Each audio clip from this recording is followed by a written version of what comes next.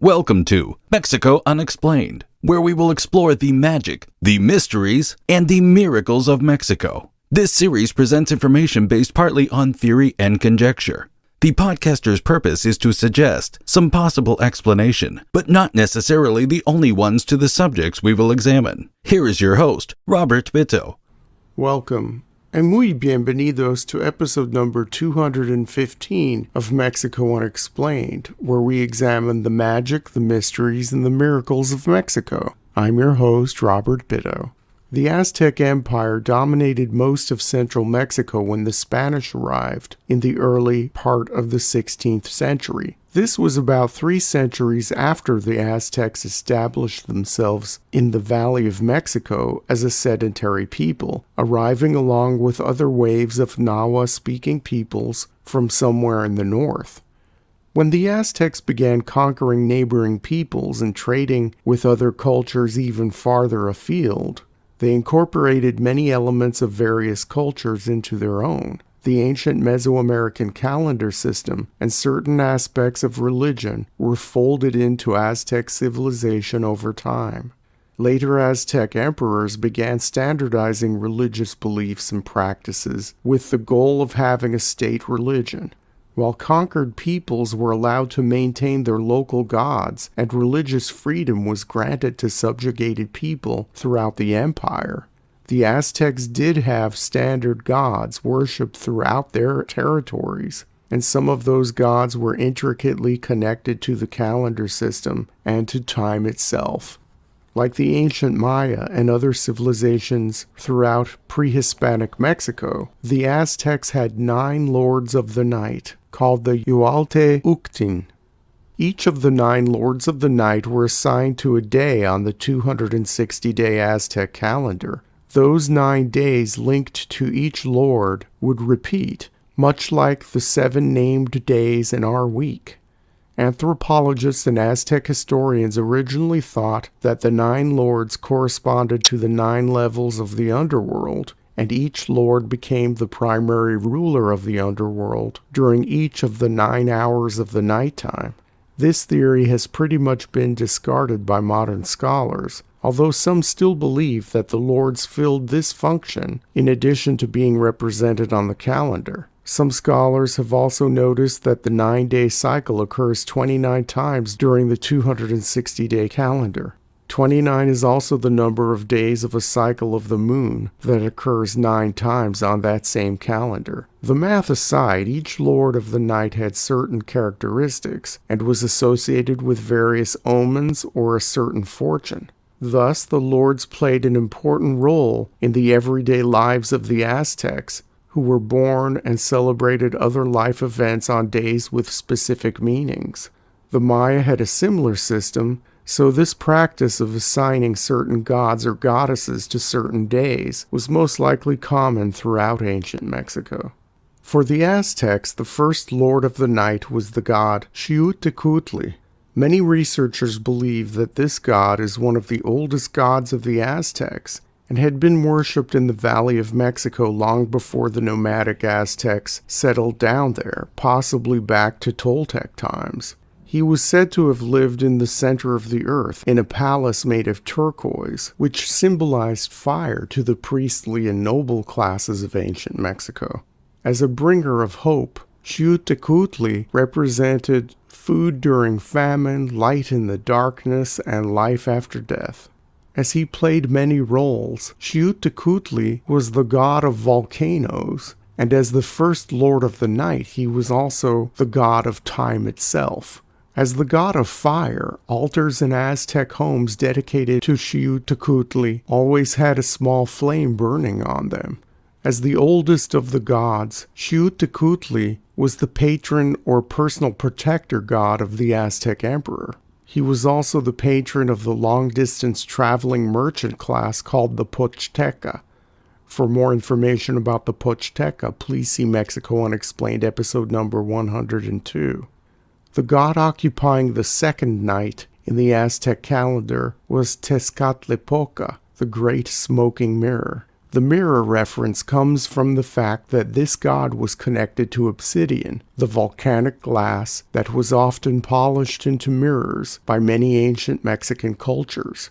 He was also an old god, and his yellow face with a black band around it can be found in art as far back as the Olmecs. Tezcatlipoca had many duties and took on many different aspects. While he was the god of hurricanes, the night sky, night winds, and the north, he was also associated with bad feelings, beauty, jaguars, sorcery, temptation, and the earth. In one version of the creation story of the Nahua peoples of central Mexico, Tezcatlipoca teamed up with the grand Mesoamerican god Quetzalcoatl to create the earth. During this time of creation, he lost a foot in a battle with the earth monster, so Tezcatlipoca is often shown in art with a bone, a mirror, or a snake where his foot should be. In some stories, he is the great enemy of Quetzalcoatl. When an emperor was crowned, the priests of Tezcatlipoca would paint the new ruler black to emulate the god and to ensure a long reign. The third lord of the night is Tezcatlipoca. In Nahuatl, the language of the Aztecs, his name means the young prince. He is son of the night goddess Oxomoco and the god of astrology and calendars, Zipactonal. As the young prince, he is connected to the rising sun and the planet Mercury, and he is also the protector of children. An aspect of Tezcatlipoca was known as Seven Flower, and was the god of medicinal and hallucinatory plants, such as peyote and certain mushrooms. Tezcatlipoca is also associated with visions and spiritual healing. Together with an earth goddess named Tlazolteotl, Tezcatlipoca had a son called Centeotl. Centeotl was the fourth lord of the night. In some accounts, Centeotl is the son of Xochiquetzal, the Aztec goddess of beauty and love. His name roughly translates to dried maize still on the cob. He was the god of maize, the most important staple food in ancient Mesoamerica. Centeotl is often depicted with maize on his headdress and a black line going down his face. The same imagery is also found on the later versions of the Maya maize god, which may indicate some connection or borrowing of religious icons. In one Aztec legend, Centeotl was sacrificed in order to bring plants to the world. He is seen as the primary god of food and sustenance. Those born on this day on the Aztec calendar are said to be guaranteed good health and an abundance of food. Throughout the Aztec world, Centeotl was celebrated to a great degree because of his association with maize, and was considered one of the most important of the ancient gods. Occupying the fifth spot on the Aztec calendar was Mictlantecutli, the lord of the underworld and the god of death. He is depicted as a tall man or skeleton with the face of a skull. He wore a necklace of human eyeballs and uses human bones for ear spools. Mictlantecutli has counterparts in cultures throughout ancient Mexico and existed in civilizations which predated the Aztecs. To the Zapotecs he was called Quedo. The ancient Maya called him Yumsimil or Apuch. The Tarascans called him Tiwume.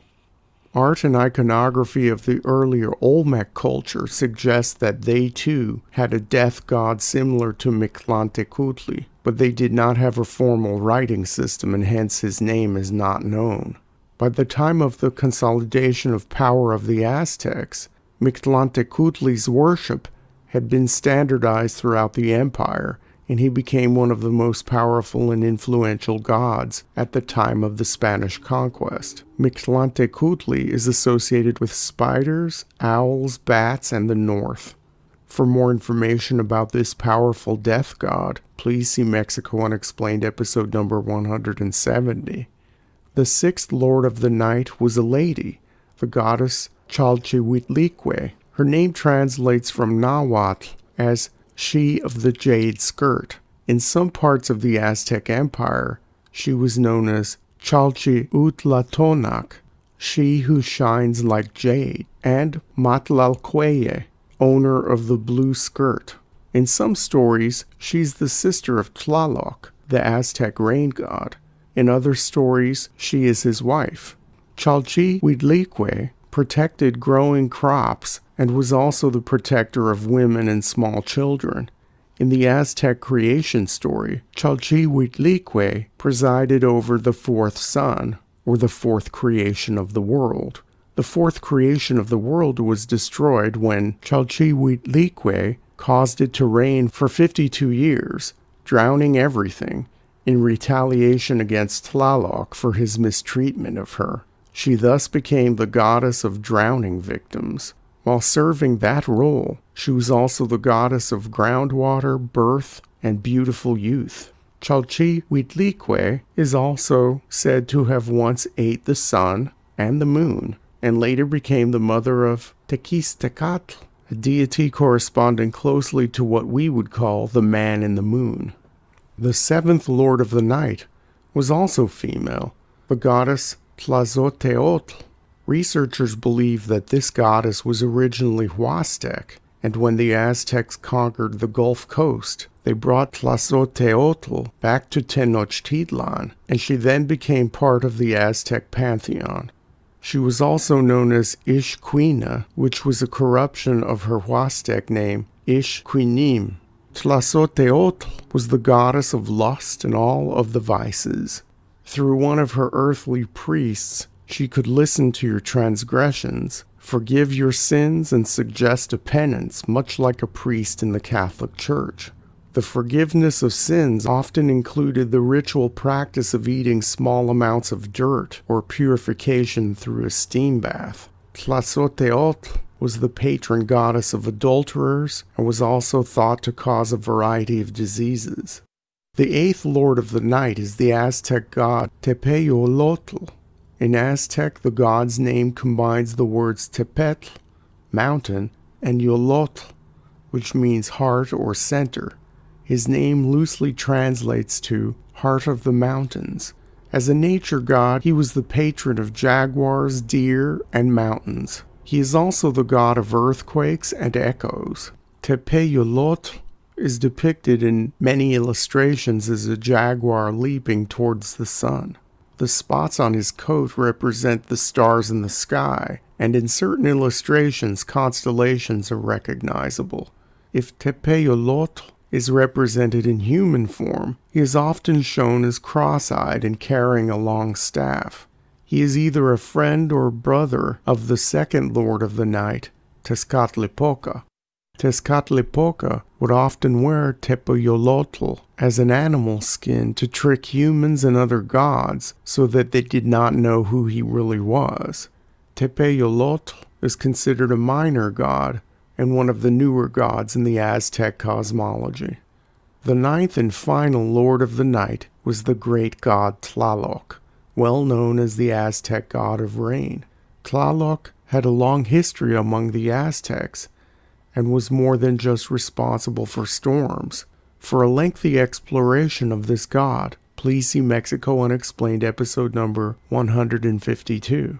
To make a long story short, Tlaloc was around in central Mexico thousands of years before the Aztecs arrived. When the Aztecs got to the Valley of Mexico, they adopted this powerful local god. Early Spanish chroniclers noticed the Aztecs' mix of reverence and fear of the great god Tlaloc.